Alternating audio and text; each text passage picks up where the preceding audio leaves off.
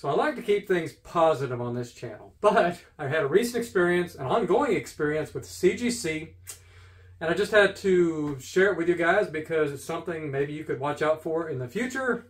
It's kind of what you might expect from dealing with big companies. But I was hopeful that there would be a quick resolution and we could just move forward. So let me just tell you what happened. Some of you already have seen the video that have been following this channel about where CGC dropped a few of my books. And the reason I know they dropped my books is because it was a 10 book, I believe 10 book, or was it 8 book pre-screen? Anyways, it was an 8 or 10 book pre-screen. 3 of the books came back 9.8. So normally I have a better success rate than that. So when I saw 3 books come back, I was like, man, I must have been really off my game or something like that, right? No. 3 books were perfect, but the other half of the submission had corner damage on it. And yeah, it was an obvious corner crunch. And the reason I know it wasn't shipping damage is because it was on half the books. If anybody that has received damaged books via shipping, they know it pretty much will damage all the books in some fashion. Usually it's a corner crunch, and all of the books have damage to a various degree.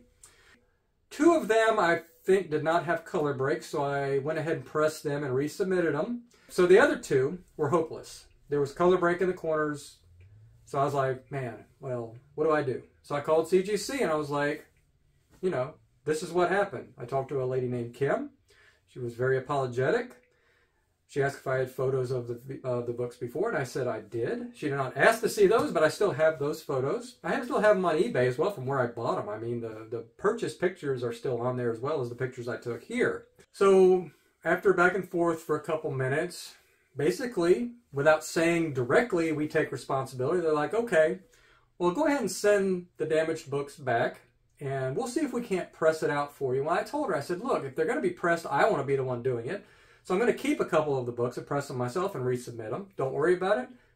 I was hoping she would offer to give the fees back, and I'm still hoping that happens on the initial submission that I did. Not holding out hope, though, too much. But I said, okay, I'll send 2 of the books that are completely hopeless back. Hopefully I just get paid the insured value, some kind of credit, whatever. She's like, okay, we'll resubmit them as a mechanical error. Put a note in there about what happened, and we'll review it when it gets here. And obviously I was just like, okay, they'll review it. They'll be able to look at my before pictures. You know, it's obviously not shipping damage because only half the books were damaged.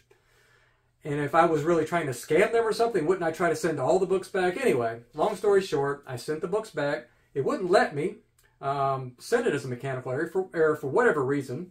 And I had to email back and forth a couple times, say, look, I cannot submit it as a mechanical because the system won't let me. So she's like, okay, send it in for a reholder.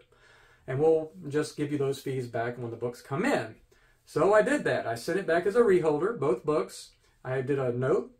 CGC dropped these books. Please check this ticket number for notes on what happened and what's going on. Talk to Kim such and such. Big long note in the submission so the person that took the books out would see that and know what to do with those books. I don't know, maybe it was 3 weeks later, maybe it was a month later, I don't know. I followed up with CGC. I'm like, I sent these books in. I just want to see what's going on with them, just following up. And I got a email back from Matt such and such. Not Matt Nelson, but Matt somebody else, Matt S. or something like that. And he's like, yeah, this can take 8 to 10 weeks. Just be patient. I'm like, okay, fine. Not a big deal. Here's where the strange part comes in. A package comes in that I was not expecting 2 days later. And I'm like, this looks like slabs. So I opened it up and I'm like, I'm not expecting slabs right now. I'm like, did they send me some? Anyways, I was like, let me just open this up and see what's going on.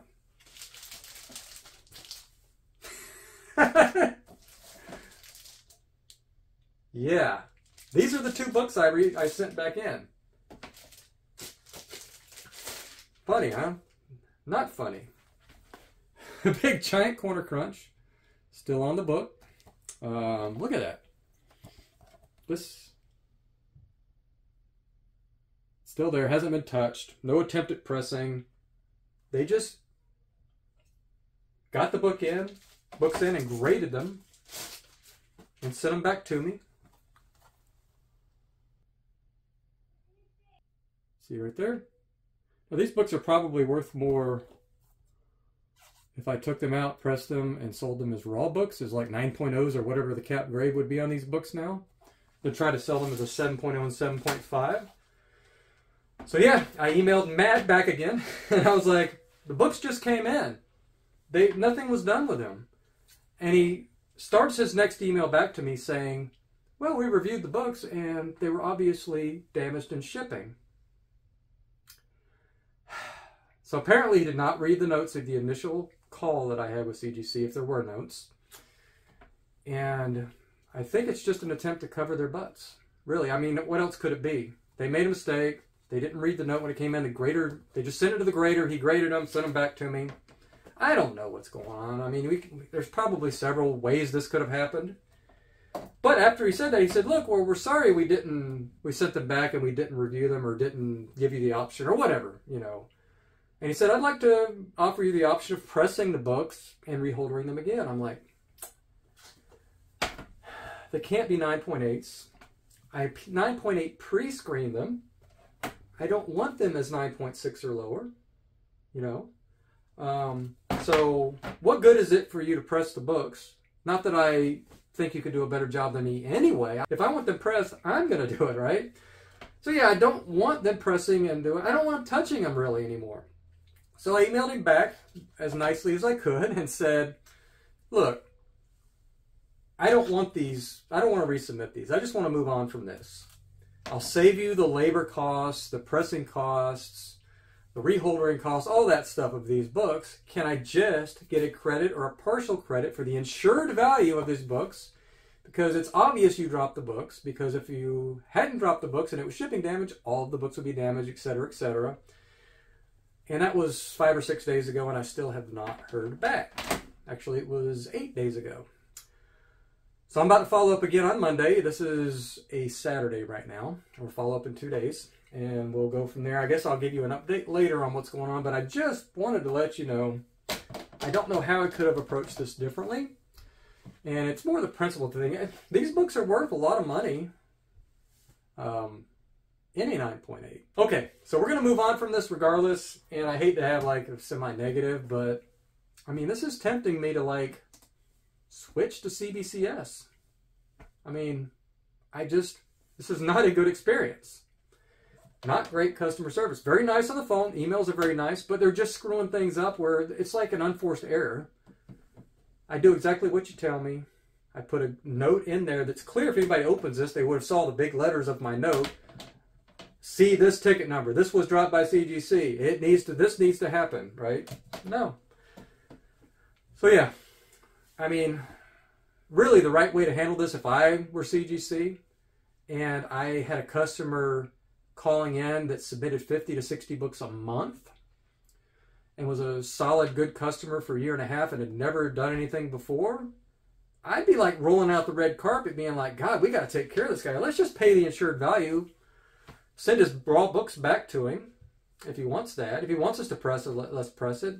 Let's just send him the $500 or give him that $500 credit and move on from this. And then I wouldn't be making this video on YouTube that possibly 5,000 to 6,000 people might see. I mean, I'm moving on from this regardless of what happens. If they just tell me to go pound sand, I'll go pound sand and I'll probably switch to CBCS. I mean, I was going to do a video on that anyway soon. I'm going to do a CBCS submission because they have new slabs out. The new design on the labels, and they look pretty dang sharp online. I want to see what they look like in person. Why not, man? I mean, if they're going to give me a better experience, and I mean, I've only submitted once to them, and it was a great experience. I mean, I just loved it. I won't go into a CBCS versus CGC comparison right now because I don't have enough information, but I will later on. But yeah, even if it hurts my bottom line because I won't be able to sell books for as much, after an experience like this, it might be worth my while to just make a change, right? So let me know in the comments what you think. Have you changed to CBCS because of this? Have you had bad customer experiences like this with CGC? Have you had stellar customer service experience with CGC? Do you want to defend them, I mean, on this? What happened here? I mean, let's get a discussion going. Maybe somebody at CGC will see this and reach out to me, jim@improvedcollecting.com, and get this resolved, please. By all means, do so. I would love to put this behind me. I'm tired of thinking about it. I kind of want to just move on. Yeah, so If you drop something, if you make a mistake, own it and take care of the customer, because that's the right thing to do. If it's an obvious scam, treat it as a scam. But if it's an obvious good customer that you just wronged accidentally, whatever, don't just cover your butt and move on. That's what big companies, you need to act like a small company, a mom and pop, when you're dealing with your good customers, at least, please, if not everybody. So stay nerdy, everybody. Thanks for watching, and I'll see you in the next video.